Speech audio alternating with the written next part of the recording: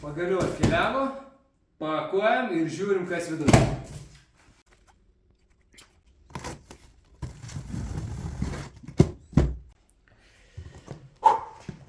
Žiūrim, kas viduje. Pau, pau. Yra varžtų, yra šešiakampių.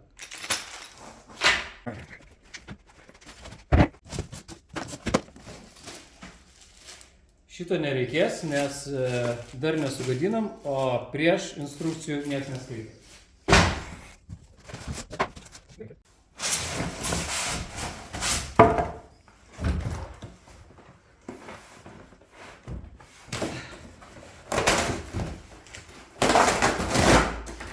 Net supakuota labai gerai, vokiškai. Čia yra padas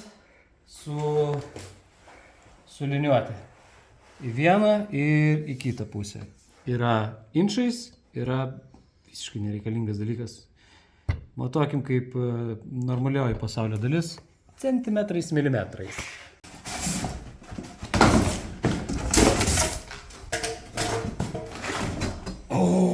El agregato.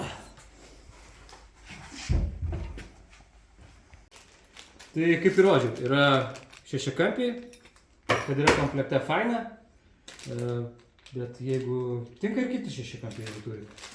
Tada yra ribotuvai, 2, tiek ir užtenka ir jau prieš tai rodyti varžtai. Viskas labai gražiai susikomplektuoja, iš kur žinau, iš va čia žinau.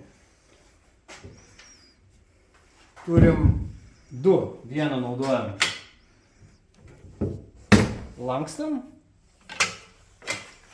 šitas naudojamas rafeksam ir dar vieną, tai va šitą mums labai trūko, trečią, pagaliau.